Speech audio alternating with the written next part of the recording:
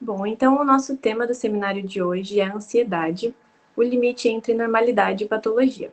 Esse seminário vai ser apresentado por mim, Maria Júlia, e pelo Gabriel, sob orientação da professora Maria de Lourdes Tabaquim, psicóloga. Bom, antes de eu começar a falar, para a gente quebrar um gelo e conhecer um pouquinho melhor a demanda de vocês, eu queria iniciar com uma pergunta. Quem aqui se considera uma pessoa ansiosa? Pode responder aqui no chat. Só para a gente sentir um pouquinho vocês e ver a relação de vocês com esse tema.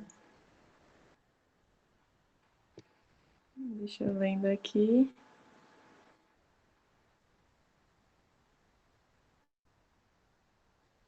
Todo mundo, aparentemente, como eu imaginava, muita gente se considera ansioso, ainda mais nesse momento, né? Quem não está se sentindo um pouco ansioso por tudo que a gente vem passando.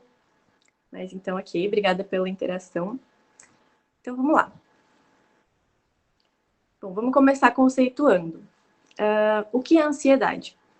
A ansiedade é um sentimento percebido como desagradável, associado ao medo, em que a pessoa se sente tensa, inquieta, normalmente em relação a uma situação que está por vir, então em antecipação a algo. E esse algo, geralmente, são as situações que representam ameaça, perigo, estresse para essa pessoa.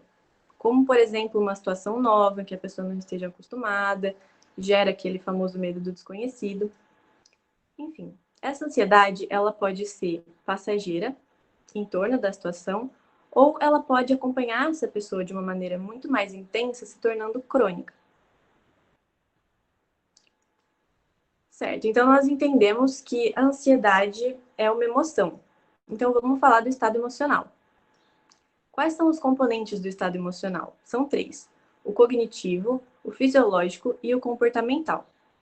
Lá no aspecto cognitivo, dado uma situação qualquer, nós vamos avaliar essa situação e fazer uma interpretação dela. O que ela representa para a gente? Ela representa ameaça?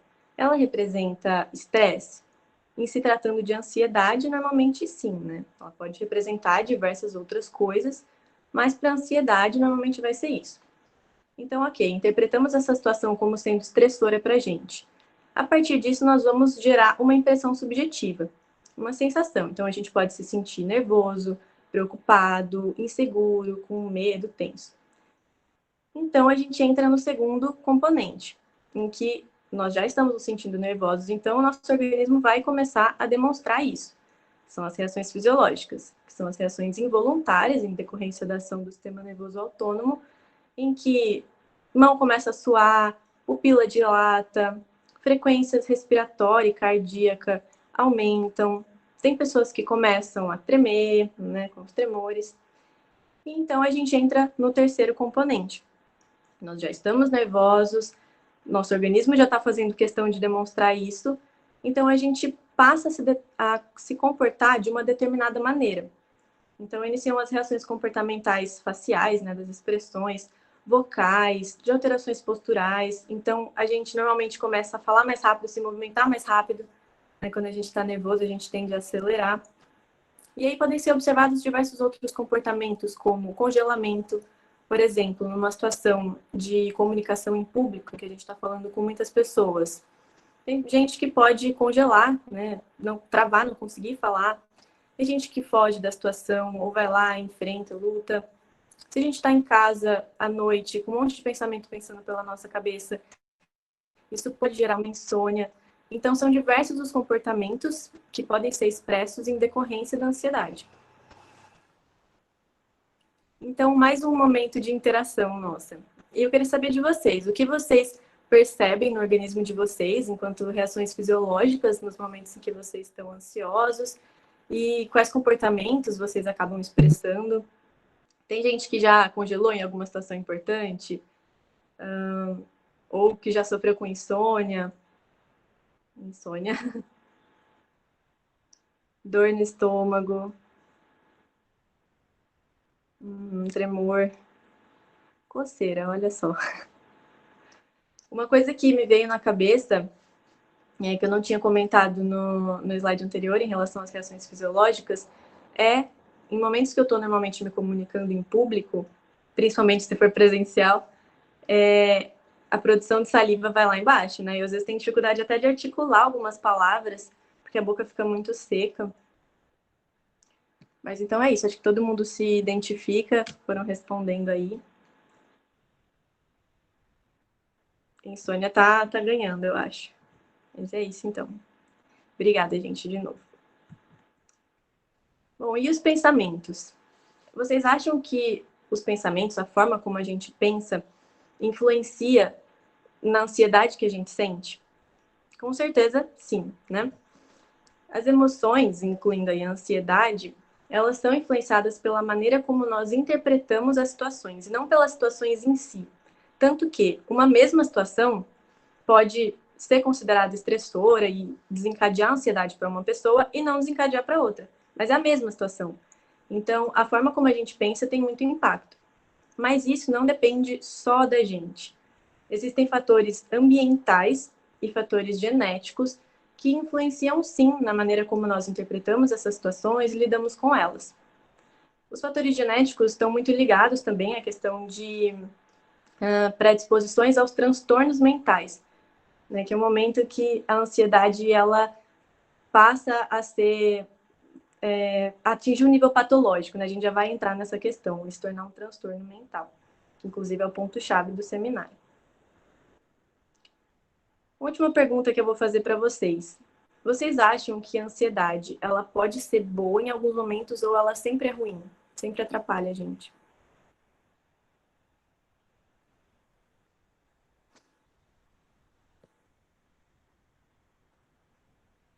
Então todo mundo acha que pode ser boa também.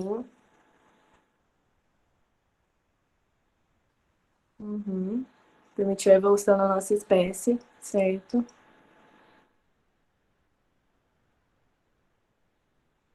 Exato. Então, sim, a ansiedade ela pode ser boa. Na verdade, ela em situações ideais, né, dentro de uma normalidade, ela é muito positiva para a gente. Ela possui funções importantes para a nossa vida que muitas vezes estão relacionadas, inclusive, à nossa sobrevivência. Então, a ansiedade ela possui uma função adaptativa, né, então faz com que a gente se adapte melhor às situações. Então, se preparando, treinando, isso permite uma melhor execução das atividades. Um exemplo disso é agora, eu e o Gabriel, por exemplo. A gente está aqui apresentando esse seminário. Se a gente não tivesse sentido algum nível de ansiedade quando a gente pensasse que ia vir aqui conversar com vocês, a gente talvez não tivesse se preparado da maneira como a gente fez. Então, criando esse material, conversando várias vezes com a nossa orientadora para ver se tinha alguma coisa para acrescentar, para mudar, pensando na forma como a gente ia falar, o tempo de fala de cada um. Então, a ansiedade foi benéfica nesse caso. A ansiedade ela também tem função de, diante das situações estressoras, fazer o nosso estado de vigília aumentar. Então, a gente fica mais alerta. Para uma situação de perigo, isso é muito importante. Né? E ela também faz com que a gente reaja a essas situações. Então, uma situação de estresse, o que a gente faz rápido, foge, luta? A ansiedade vai dar esse gás para a gente reagir. Então, são todas funções muito importantes, mas a ansiedade, ela também, se começa a extrapolar esse nível natural, que todo mundo sente, ela pode servir de alerta para a gente para um possível transtorno mental. Se ela for o sintoma principal, um transtorno de ansiedade especificamente. Então, também serve como esse indicativo para a gente prestar atenção. E aí, então, que entra no ponto-chave. Até que ponto essa ansiedade é comum, é aquela que tem funções importantes para a nossa vida, e quando ela passa a se tornar o sintoma de uma patologia? A gente precisa observar esses 4 aspectos. A intensidade, porque a ansiedade comum não é para ela ter uma intensidade tão forte a ponto de começar a atrapalhar ao invés de ajudar, né? A gente tem que observar se essa reação emocional de ansiedade ela está sendo desproporcional em relação àquilo que está causando ela. Então, às vezes, uma coisa muito pequena, a pessoa gera uma resposta emocional muito grande em cima daquilo. Esse é o primeiro alerta. Frequência. Então, a ansiedade comum é para ela estar associada a alguns eventos da nossa vida. Então, eu estou aqui no seminário falando com vocês, eu posso estar ansiosa, tem algum evento importante, eu quero que chegue logo, eu posso ficar ansiosa, mas não é para a gente se sentir ansioso o tempo todo, todo dia, várias vezes no dia, né? Então, essa é uma outra questão importante. A duração, a partir do momento em que eu me percebo ansiosa, Quanto tempo depois que essa ansiedade vai me dar uma trégua? Essa duração não pode ser muito longa também. E eu acho que o aspecto mais importante para a gente observar é o impacto que a ansiedade tem na nossa vida. Então, ela está começando a interferir na nossa qualidade de vida? Porque, como eu comentei, a ansiedade comum, ela é para ser benéfica e ajudar a gente. A partir do momento em que ela começa a atrapalhar, a fazer a gente se sentir mal, a começar a limitar a nossa vida, porque muitas vezes a gente deixa de realizar atividades pelo medo, por estar ansioso. Então, aí sim é um grande sinal de alerta para a gente começar a pensar em patologia. Esse aqui é o DSM-5. Tá aparecendo? Ah, deu um atraso aqui. Esse é o DSM-5. Para quem não conhece, prazer, Manual Diagnóstico e Estatístico de Transtornos Mentais.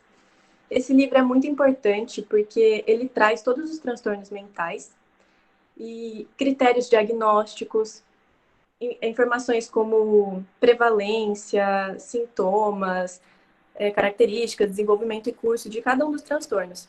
Nesse livro, a gente pegou a categoria de transtornos de ansiedade e dentro dela existem vários transtornos, como vocês podem ver aqui.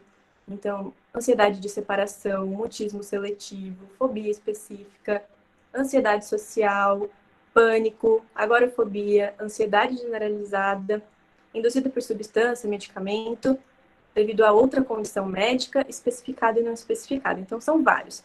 Claro que a gente não vai falar sobre todos, até por uma questão de tempo, mas a gente vai focar nesse aqui, o transtorno de ansiedade generalizada, o TAG.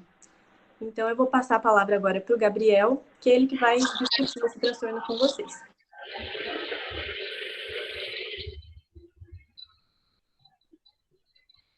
Boa tarde a todos. Então, como a Maju já falou muito bem anteriormente, que vai diferenciar uma ansiedade comum do transtorno de ansiedade generalizada está relacionado com a intensidade, com a frequência, com a duração e como essa ansiedade interfere na qualidade de vida da pessoa. Então, o DSM-5 estabelece 6 critérios diagnósticos para que uma pessoa possa ser diagnosticada pelo médico como possuindo transtorno de ansiedade generalizada. Então, o primeiro critério diagnóstico é o A, diz que a ansiedade e preocupação excessivas ocorrem na maioria dos dias por pelo menos 6 meses. Está relacionado com aquilo que a Maju falou, que ocorre por um tempo, duração excessiva, uma duração que é diferente da ansiedade comum. Eu agora estou ansioso, porque estou apresentando aqui o seminário para vocês. Mas depois que acabar, eu não vou ter mais essa sensação, porque já passou. Mas quando a pessoa tem o transtorno de ansiedade generalizada, essa ansiedade, essa preocupação persiste por muito tempo e pode estar relacionada com diversos eventos ou atividades, tais como o desempenho escolar ou profissional dela. O critério B indica que o indivíduo considera difícil controlar a preocupação. Teve alguém que escreveu aqui no chat, que eu vi, que a pessoa consegue, eu não lembro direito, mas quando a pessoa consegue ver, quando ela tem a consciência de que ela está ansiosa ou preocupada, ela consegue se livrar. Só que quando a pessoa tem o TAG, é difícil para ela não consegue ter o controle dessa preocupação. No critério C, ele está relacionado quando a ansiedade e a preocupação estão associadas com 3 ou mais dos seguintes sintomas, com pelo menos alguns deles presentes na maioria dos dias nos últimos 6 meses, que envolve também, novamente, a frequência, a duração, prolongados. Então, tudo aquilo que a Maju já falou, o DSM-5 repete, como inquietação, sensação de estar com os nervos por da pele, fadigabilidade, dificuldade em concentrar-se, sensações de branco na mente, irritabilidade, tensão muscular, perturbação do sono, que foi o que a maioria de vocês falou, como dificuldade de conciliar ou manter o sono, ou sono insatisfeito, insatisfatório e inquieto. O critério D está envolvido com a ansiedade, a preocupação ou sintomas físicos causam um sofrimento clinicamente significativo na vida social da pessoa, causando prejuízos no ambiente social, profissional e outros. Então, tudo aquilo que já foi falado antes. Os critérios E e F, eles estão relacionados quando a gente tem que ver o transtorno de ansiedade generalizado, se ele está sendo causado, se essa ansiedade, se essa preocupação, se esses sintomas físicos estão sendo causados porque a pessoa está tomando algum medicamento, ou está fazendo uso de uma droga, ou ela tem alguma condição médica, como, por exemplo, o hipertiroidismo. Ou, por exemplo, todos esses sintomas podem aparecer em outro transtorno mental que não seja o transtorno de ansiedade generalizada. Então, quando o médico for ter que diagnosticar uma pessoa com TAG ou não, ele tem que estar atento a isso. Esses critérios A, B, C e D, eles aparecem porque a pessoa está tomando um remédio, está com algum problema de saúde, tem um outro transtorno mental, um outro transtorno de ansiedade. Então, isso o médico vai saber dizer com melhor propriedade.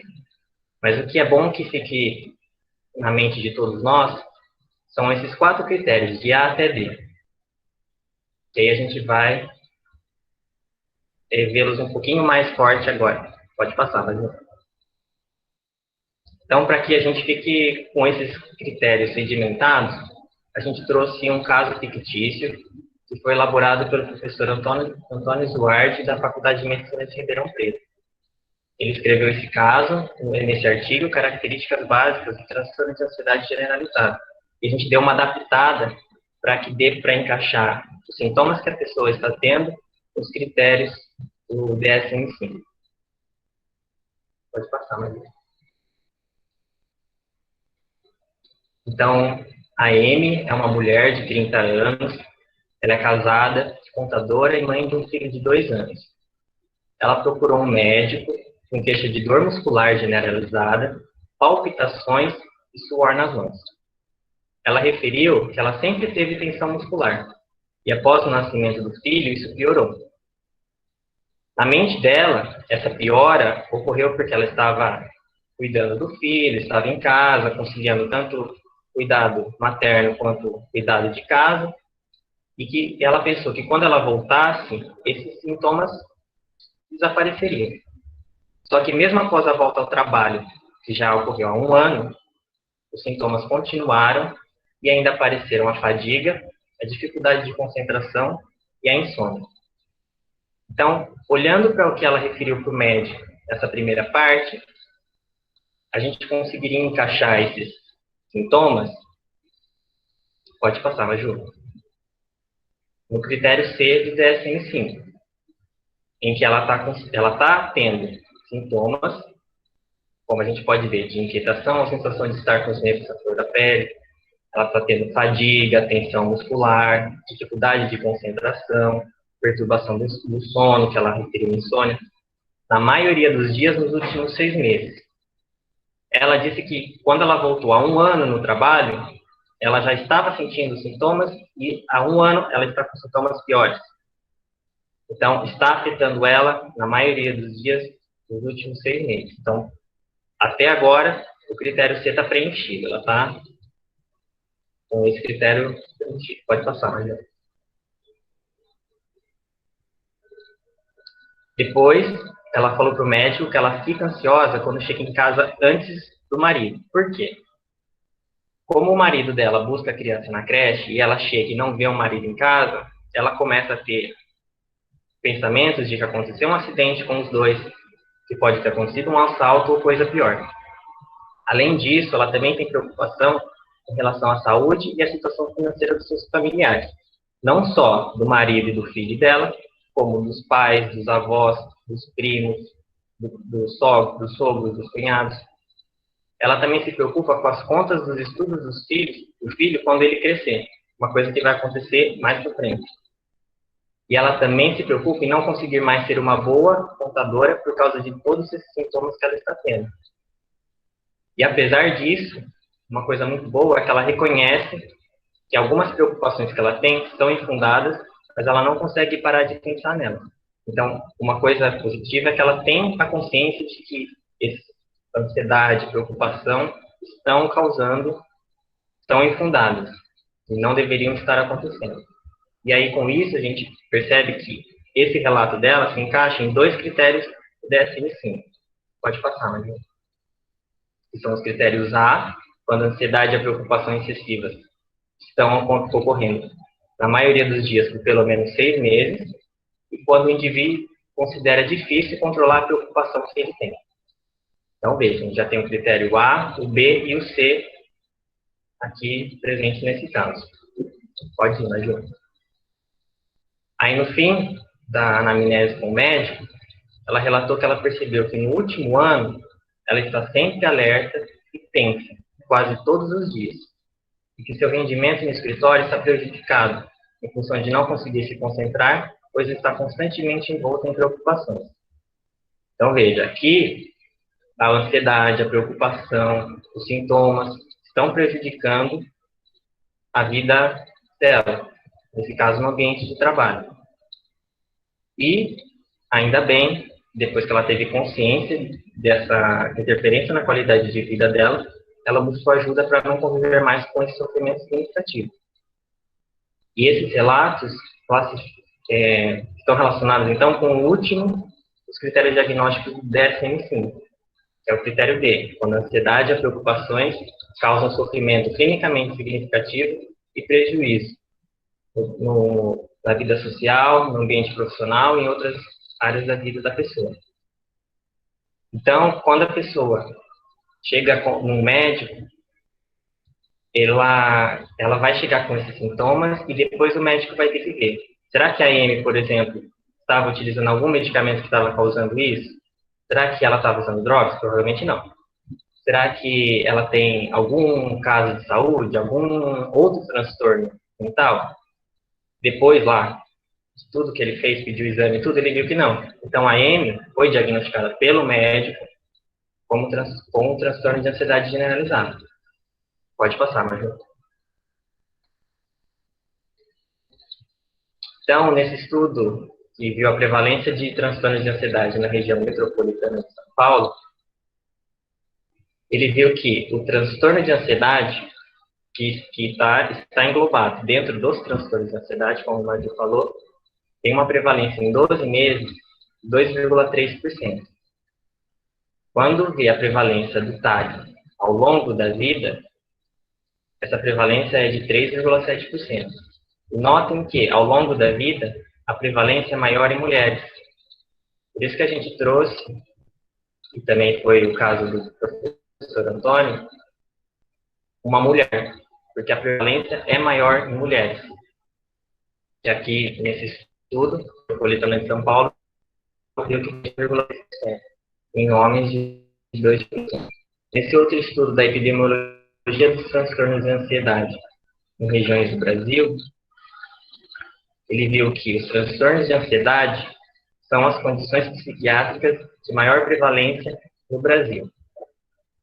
E que mesmo assim, então, por exemplo, imagine todas as condições mentais lá do DSM-5. De todas as que tem, se vocês pegarem, vocês vão ver que são muitas, os transtornos de ansiedade são as mais prevalentes aqui no Brasil. Que mesmo assim, grande parcela da população não obtém acesso aos serviços especializados. Que quando eles conseguem obter o serviço especializado, são pessoas que têm um maior grau de sofrimento e incapacitação, que é semelhante ao caso da Amy, que ela buscou a ajuda do médico quando a ansiedade, a preocupação, os sintomas físicos já estavam interferindo de maneira muito grande na vida dela. Pode passar, Maria. Então, a gente deixou aqui um link para vocês, para saber qual o nível de ansiedade de vocês e se vocês devem se preocupar. Eu vou mandar aqui no chat. É só para vocês terem uma noção, não é diagnóstico, não se esqueçam disso, porque diagnóstico só pode ser dado pelo médico ou por outro profissional de saúde, tá? Que aquela entidade seja responsável, mas é só para vocês terem uma ideia de como está o nível de ansiedade de vocês. Caso dê alguma coisa catastrófica, não se assustem, procurem ajuda de um profissional habilitado. Pode passar, Maju. Agora a gente vai passar a palavra para a professora Malu, que vai continuar o seminário.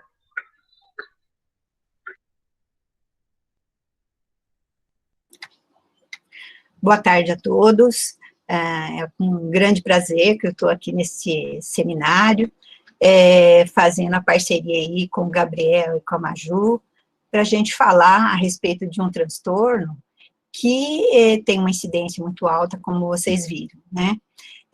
E isso acaba trazendo aí um desconforto. Mas aí eu estava vendo aí a resposta de vocês, e vocês colocaram que a ansiedade, ela pode ser boa.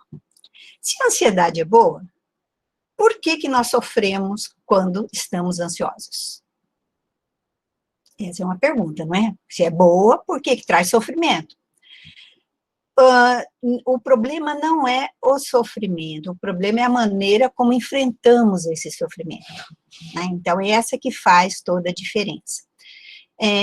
Desde os aspectos cognitivos, você tem que pensar assim, para você aprender, você precisa sair da sua zona de conforto, você precisa se desestabilizar para provocar um equilíbrio, não é?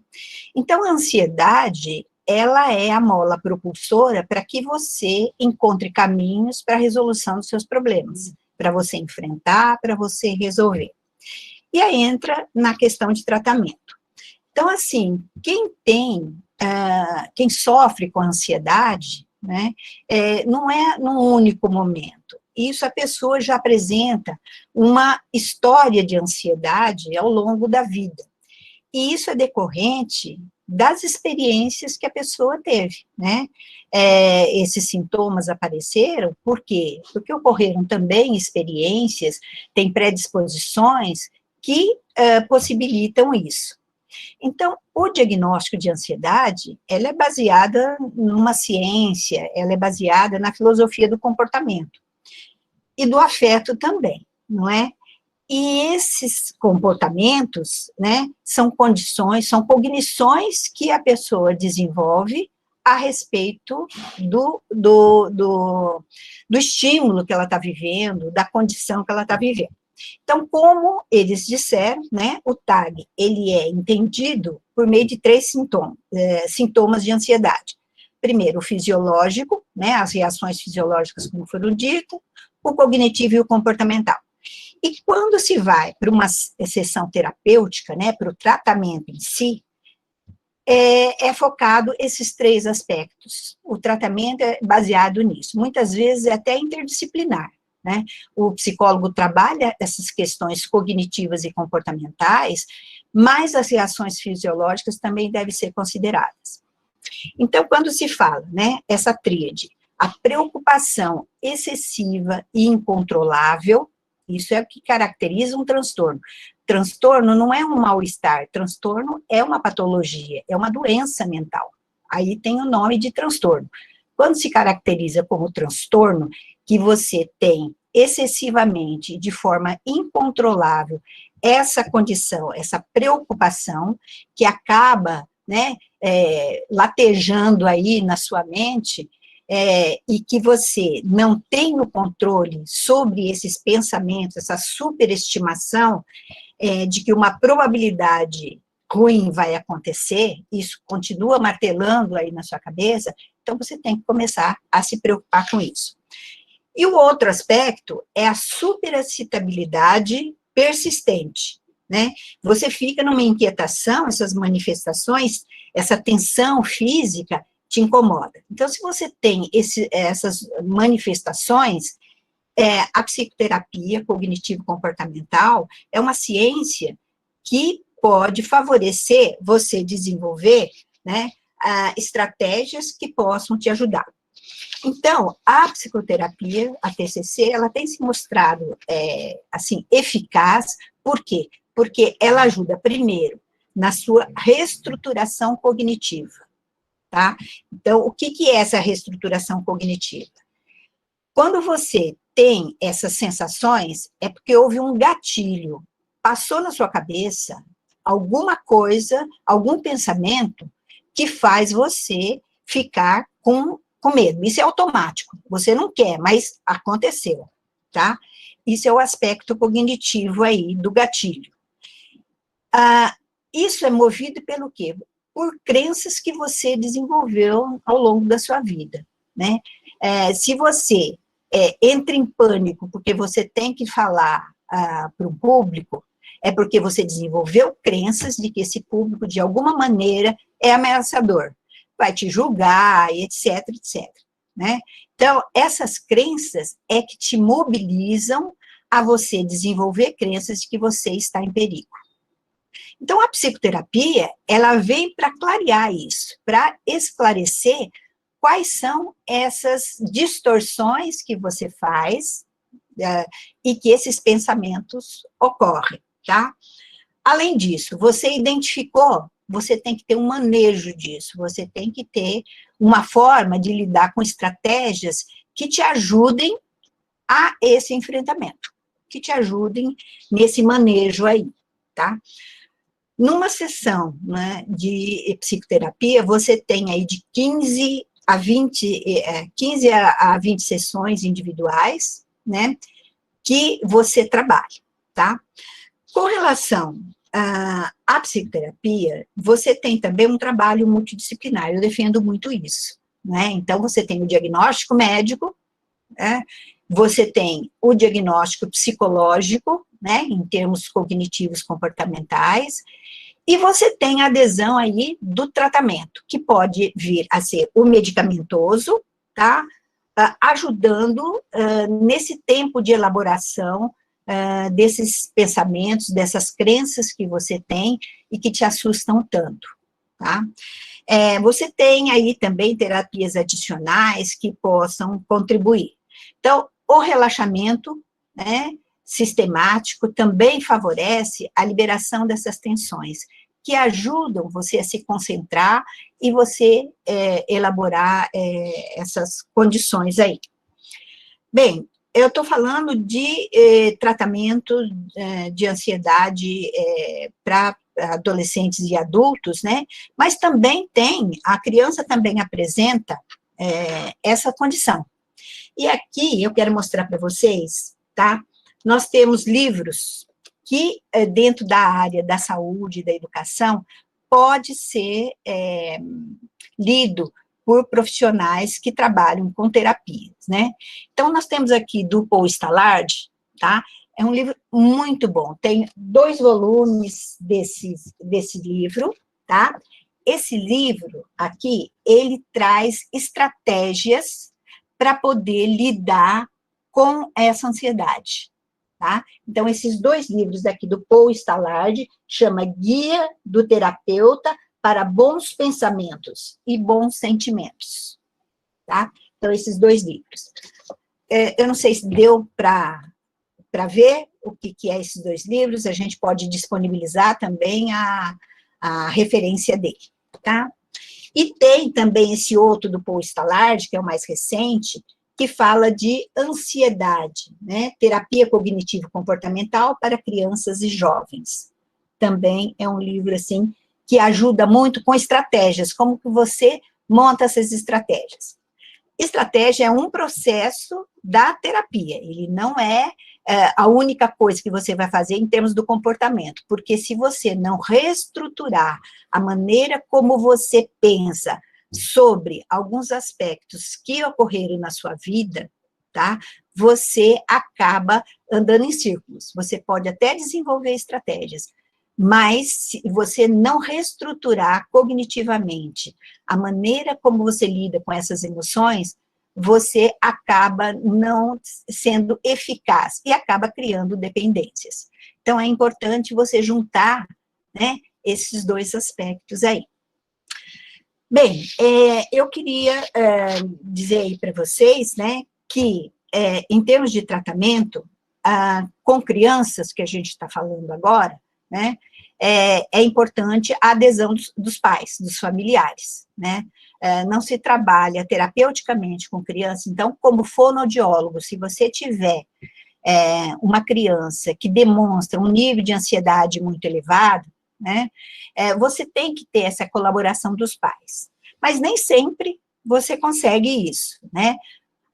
O ideal é que os pais sejam envolvidos aí no programa que você puder, assim, adotar, tá? Nesse caso, os pais acabam sendo esses mediadores que ajudam, né, a criança a desenvolver maior confiança em si mesma, porque os pais são os maiores referenciais que a criança tem, né, mais do que o terapeuta, mesmo que tenha um vínculo, os pais são figuras determinantes aí nessa relação. Então, sempre que possível, trazer os pais para serem mediadores desse trabalho, dessa reestruturação que eu estou dizendo, e também servir como mediadores para que a criança possa, em outros momentos, ter esse suporte também dos pais, tá? Isso, claro, se a criança se sentir confortável, porque muitas vezes a criança não quer, principalmente crianças de 9, 10 anos, né, não querem essa exposição com o trabalho com os pais e tal, mas sempre que possível seria muito positivo, não é? Bem, eu queria me colocar à disposição para que vocês pudessem abrir aí para pergunta, porque nós temos aí mais alguns minutos, e se vocês quiserem comentar alguma coisa a respeito da terapia ou de outro aspecto que não ficou, assim, tão claro nesse momento, né, nós podemos estar conversando por meio do chat aí. Olha, professora, eu já tenho uma pergunta. Sim, então pode dizer. Vou ler para você. Estes automatismos cerebrais, vindos das crenças e experiências anteriores, são vencidos pela psicoterapia através da neuroplasticidade? Se assim for, a dificuldade de tratamento seria maior em adultos? Bom, perguntas, o automatismo advindo de crenças, experiências, vencidos pela Bom, a neuroplasticidade, ela se faz muito presente em qualquer situação onde ocorra uma movimentação, uma alteração nesse sistema. Quando você muda uma maneira de pensar, é evidente que essas rotas de processamento se alteraram. Isso acaba sendo favorável, porque o cérebro é muito plástico para novos engramas, não é? Então, se assim for, a dificuldade de tratamento seria maior nos adultos? Não necessariamente, porque você tem que ver o seguinte, qual é a duração disso, qual é a intensidade, qual é o impacto que isso causa, né? Às vezes, para uma criança que tem experiências negativas, por exemplo, e que isso desencadeou um transtorno de ansiedade, talvez o impacto sendo maior, a psicoterapia acaba, quer dizer, o caso dela acaba sendo muito mais conflitante do que, muitas vezes, uma crença intermediária, e não uma crença central aí, como seria da criança. Tá? Então, isso não tem a ver com a idade, tem a ver com o tipo de crença desenvolvida. Então, um adulto, a princípio, ele teria muito mais tempo, né, essa questão temporal aí, para desenvolver distorções, né, e essas crenças distorcidas poderem acontecer, não é? Mas isso vai depender da intensidade, do impacto que essas crenças possam ter na vida da pessoa. Certo? Espero ter respondido.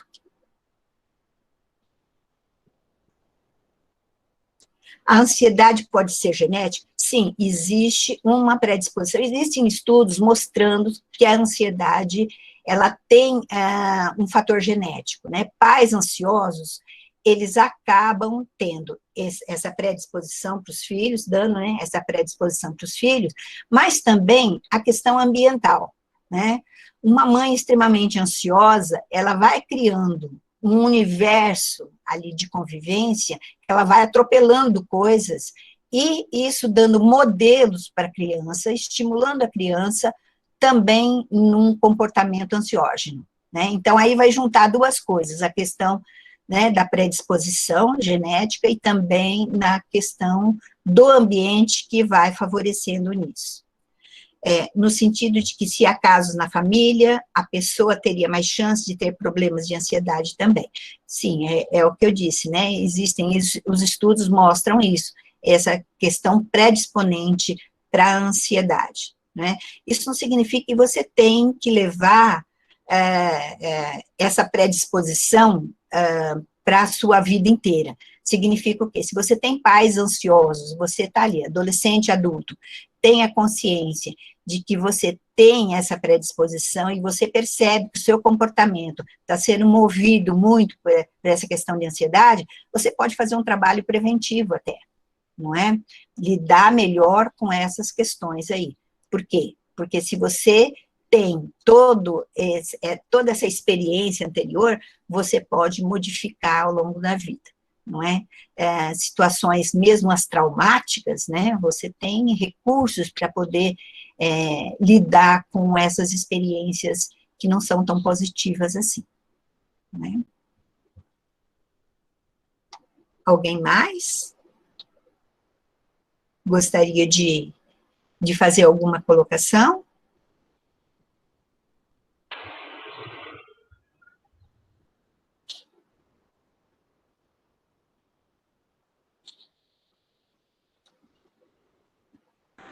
Maria Júlia? Olha, professora, Oi. se você quiser entrar um pouquinho mais em algumas dessas estratégias. Na estratégia para criança ou para adulto? Essas aí do slide, sabe, que a gente tinha. Ah, tá. Para o controle de ansiedade. Essas são alternativas, né? Praticar exercícios. Por que praticar exercícios é bom? Porque melhora, né, esses opioides, né, eleva o nível de serotonina, né, de noradrenalina, e isso vai reduzindo, vai levando o seu estado físico, né, a uma situação de equilíbrio maior, né, isso ajuda o controle respiratório, né, e facilita. A questão de evitar pensamentos negativos ou catastróficos, isso, gente, o pensamento é assim, você não quer pensar, de repente isso já ocorreu. Então, falar em evitar parece que depende totalmente da pessoa. Nem sempre depende. Quando você viu, você já pensou, não é? Então, a questão é entender por que esses pensamentos ocorrem e quais são as evidências que você tem de que aquilo que te ocorreu tão ameaçador é real. Às vezes você não tem. Eu vou me dar mal porque eu estou falando. Bom, mas qual é a evidência que você tem? Se você se preparou, qual é a evidência? Não é? Então, a ansiedade ocorre porque esses pensamentos negativos e que são, assim, alarmantes, eles ocorrem a princípio, você tem a reação fisiológica, né? E isso vira um círculo vicioso. Então, quando você entende por que você tem esses pensamentos, que são as crenças que eu estou falando, né? O que você acredita que é, ou que tem, ou que pode ser, né? Você pode lidar melhor com isso, você pode reformular essa maneira de entender negativamente. A Daniela pergunta, né, professora, no caso de uma mãe que teve filho recentemente, é normal gerar sintomas de ansiedade? É sim, porque você tem, né, é novo, uma experiência nova, né, mesmo que ela tenha tido outros filhos, você tem um filho que é um ser único, não é? E tem as mudanças hormonais neuroendócrinas, e isso favorece uma desestabilidade na pessoa, né, que pode causar ali uma ansiedade temporal, tá? Veja bem, uma pessoa que já tinha anteriormente a gestação, uma condição ansiógena, né, já era uma pessoa que tinha comportamentos, ou que tem um transtorno de ansiedade que é mais grave, quando ocorre uma desestabilização, isso eleva um pouco essa predisposição para manifestar, né, então é natural que ocorra. O inesperado, o novo, né, o desconhecido, junto com a cobrança de eficiência, quer dizer, a mãe vai se cobrar, olha, eu tenho que ser super mãe, né, eu tenho que atender prontamente, eu tenho que dar conta, eu tenho que ser a master blaster da coisa. Isto provoca uma pressão que eleva a ansiedade. Quando ela começa a tratar e vê que ela é capaz de ter esse domínio, o que acontece? A ansiedade vai diminuindo, e ela vai construindo a ideia de que ela é uma boa mãe, de que ela alimenta, de que ela nutre, de que ela tem uma relação positiva. Isso fortalece e a ansiedade tende a diminuir. Agora, quando tem um transtorno, isso se torna mais difícil. Por isso que eu falei que o trabalho interdisciplinar é muito positivo, não é? Porque aí, juntamente com o médico, né, o que a medicação ela vai fazer? Ela vai estimular o equilíbrio desse organismo, que vai favorecer, dar esse tempo para que a mãe possa incorporar algumas estratégias que facilite o controle desse comportamento, né, desse estado de ansiedade. Tá? Alguma outra? A Maju tinha me pedido, né, para falar alguma coisa de estratégias, tá? Eu diria assim para vocês. Primeira coisa, dentro de um contexto terapêutico, você faz acordos, né? Por quê? Porque a terapia cognitivo-comportamental, ela é psicoeducativa. Significa o quê? É uma terapia onde a pessoa, o cliente ou o paciente, ele tem que ser ativo no processo. Ele não pode ser um espectador. Chega lá, fala o problema e o psicólogo fala para ele o que ele tem que fazer. Não, não é nada disso. Ele tem que ser ativo. Significa o quê? Olha, eu vivencio esse problema, eu tenho esse problema aqui, vamos juntos com o terapeuta que tem as diretrizes, né? Mas quem conhece da vida é o paciente. Então, junto os dois, terapeuta e paciente, eles vão estabelecer as regras daquela terapia. Porque senão parece que o terapeuta tem que ter uma bola de cristal, uma varinha mágica que bate ali, que resolve a situação. E não é assim.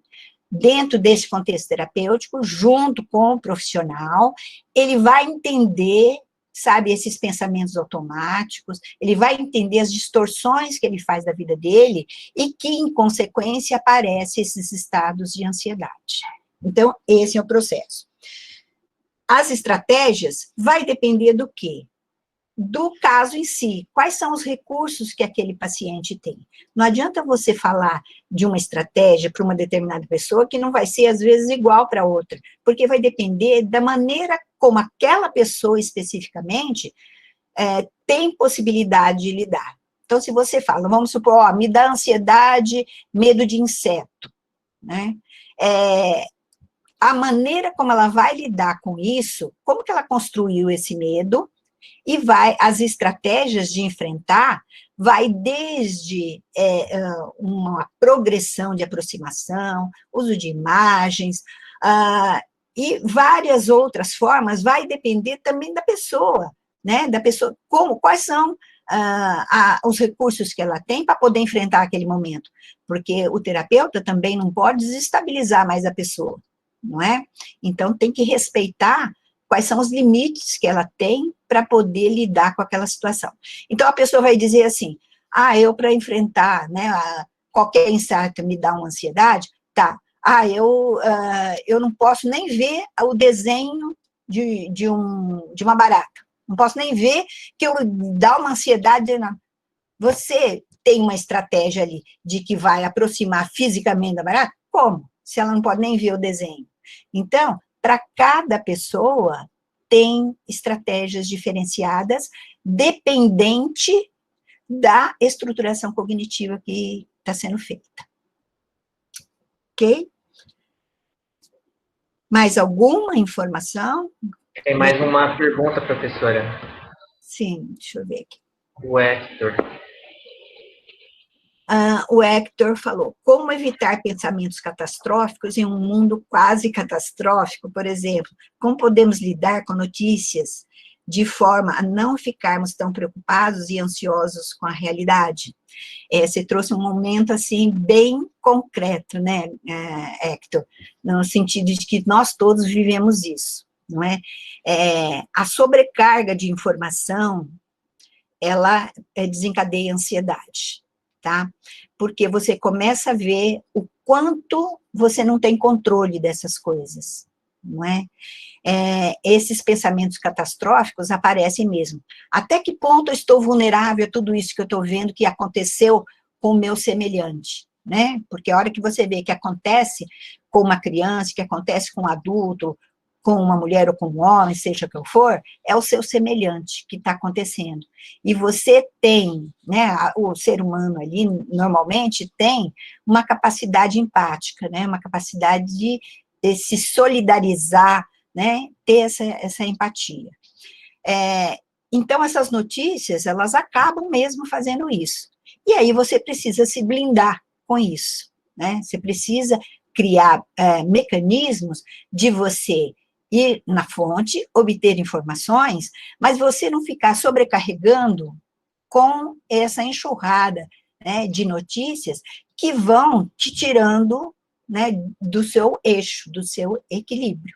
Então, é necessário que você possa criar aí formas de você ter acessos, né, ter a informação, mas o seu limite, quem determina é você, não é ninguém mais, é você. Quando aquilo começa a te incomodar, é porque você está excedendo a isso, né?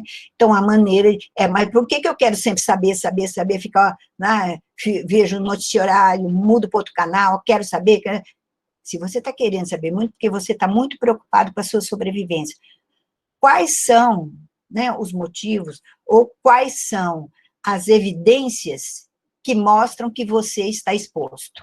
Se você está se higienizando, se você está, né, se defendendo de alguma maneira, né, se você está tomando todos os cuidados necessários, que evidências que você tem? Se você não está resfriado, não está faltando oxigênio, né? Então, você tem que pensar assim, até que ponto isso daí não está sendo ameaçador, porque eu criei essa ameaça na minha cabeça, né? E aí você se blindar com essas coisas, se proteger também, certo? Espero ter respondido, se não, você volta a fazer a pergunta, Hector. Eu até gostaria de ser um pouco ansiosa, mas não sou. Não é nada, Karen, né? Você ser tranquila não significa que você não se preocupe com as coisas, não é? Porque existem experimentos, né? Tem um experimento muito clássico na psicologia com animais, né? Com gatos, em que tem uma região lá no nosso cérebro chamada amígdala, né? Bem pequenininha lá na região subcortical do cérebro, ali no sistema nervoso. Então, essa região chamada amígdala, ela é responsável pelo sentido de alerta, pelo nosso medo, é a nossa proteção. Então, quando você vai atravessar a rua, você olha para os dois lados para ver se vem vindo carro, se não tem alguma ameaça, para você atravessar com tranquilidade, não é? Ela se ativa naquele momento, ela te sinaliza que você deve estar atenta para algumas coisas. Isso não significa que você tem que ter uma preocupação excessiva. E isso é um transtorno de ansiedade. Quando, de repente, você não consegue nem atravessar a rua, porque você fica angustiada, a não ser que outra pessoa te pegue pela mão, né, e atravesse com você para te dar segurança, isso é um transtorno, não é? Então, não é que você não tem ansiedade. A sua ansiedade não te provoca desconforto, porque você tem um nível tal que te dá segurança. Ok? Bem, eu acho que deu aí o nosso horário, né, Maria Júlia? Deu. A gente tem mais duas perguntas, eu não Sim. sei se quem... Qual? Vamos lá, vou ser bem breve. Quais são? Peraí.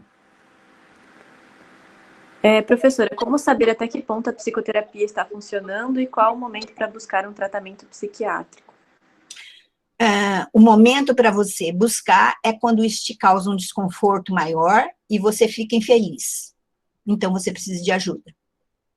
E saber quando ela está funcionando, quando você tem consciência do gatilho que dispara esses pensamentos automáticos que são negativos e que levam você a se sentir mal, tá? Quando isso começa a diminuir é porque ela está funcionando. E a outra é como o excesso de cafeína pode aumentar a ansiedade? Eu não sei o quanto... o estado de cafeína é excitatório, né? é excitatório e isso te deixa mais alerta. Se você tiver essa predisposição para ansiedade, o estado, né, o fato de você estar mais alerta, mais ativada, não necessariamente vai te deixar com um transtorno de ansiedade, mas ele te deixa mais exposta a você pegar esses estímulos do ambiente. Agora, como que você lida com esses estímulos é que faz a diferença, não é? Não é que o café vai te deixar ansiosa, não. O café não te deixa, mas ele é um estimulante, né? Ele tem um nível excitatório aí que faz você ficar mais ligada aí nos estímulos. Mais alguma? Eu acho que é isso, então, professora. A gente queria agradecer muito a sua orientação e toda a aula e as perguntas que a senhora respondeu. E agradecer a todo mundo também que esteve presente aqui com a gente. Eu que agradeço a participação, fiquei muito feliz, a quantidade de pessoas que estão ligadas aqui é bem representativo, né? E estou aberta aí para a gente conversar em outras oportunidades, certo? Muito obrigada, um beijo para vocês. Obrigada, tchau, gente. Tchau, tchau.